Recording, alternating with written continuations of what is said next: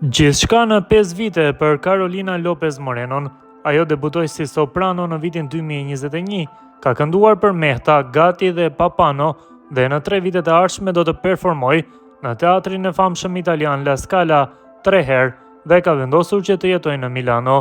Ajo do të debutojë gjithashtu në La Bohème, operën e Puccinit, të cilën do ta interpretojë gjithashtu më 20 dhjetor në Maggio Musicale Fiorentino, dirigjuar nga Cereta dhe drejtuar nga Ravella, dhe rreth një muaj më vonë, më 14 janar, do të ngjitet në Operën e Romës, dirigjuar nga Bignami dhe drejtuar nga Livermore. Carolina, një gjeneruese energjie pozitive, është 34 vjeçe. Nëna e saj është shqiptare nga Tirana, ndërsa babai i saj është bolivian nga Santa Cruzi. Carolina u lind dhe u rrit në Gjermani dhe si një vajzë emigrante shqiptaro-boliviane, tregon vështirësitë e jetës dhe se si hyri muzika në jetën e saj. Ajo rrëfen jetën e saj në një intervistë për Corriere della Sera, ashtu si takimi i tyre, i cili ndodhi në Gjermani në vitin 1990, kur konsulli gjerman ndihmoi ata që rebeloheshin kundër regjimit komunist në Shqipëri që të shpëtonin, ndërsa ai po shembej: "Nëna ime ishte pjesë e lëvizjes studentore, ajo e kuptonte se ose duhet të çlirohej nga ajo jetë ose të vdiste. Ajo u organizua në mënyrë klandestine, duke dëgjuar radion fshehurazi, duke e ditur se kjo mund të nënkuptonte dhunë, burg ose vdekje. Nëna ime atëherë kishte një vajzë të vogël, motrën time më të madhe, e megjithatë bëri atë zgjedhje radikale. Babai ishte në Gjermani me një bursë studimi, ai luante muzikë dhe këndonte për qejf, ende është pjesë e një grupi amerikano-latin me të cilin performoi në festivalet e fshatrave. Unë bashkohesha me ta her pas here dhe më pëlqen të kërcej.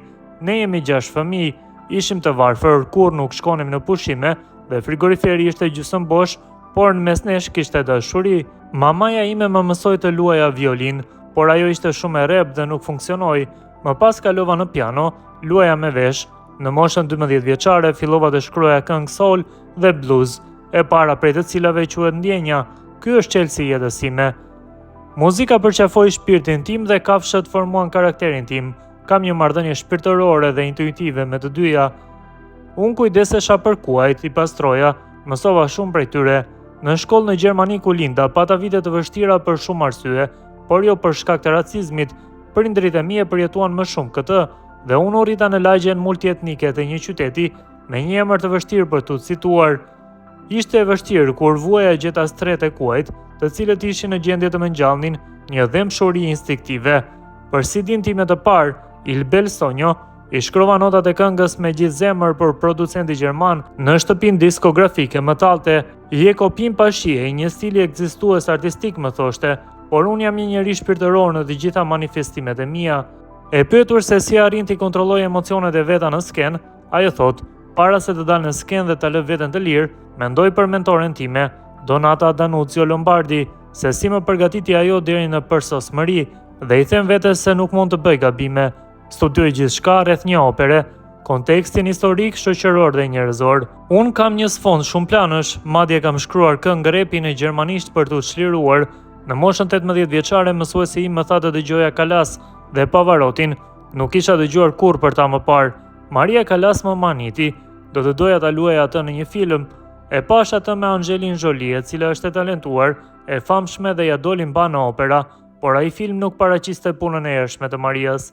Pastaj do të doja të luaja në një film për Lina Cavalierin, e cila vdiq në vitet 1940 dhe ishte gjithashtu një grua e bukur. E di që kam bërë një film për të, por kjo ndodhi shumë vite më parë. Në Firenze është tradicionale, në Rom ka animacione dhe shfaqje filmash. Më pëlqen shumë ajo e Zefirelit, nëse ka një motivim të fortë, regjia inovative është në rregull. Në La Scala do të këndoj Paulenc me regji të Robert Carsen, pastaj unë admiroj Castelluccin, Michieletton, Strasbergin,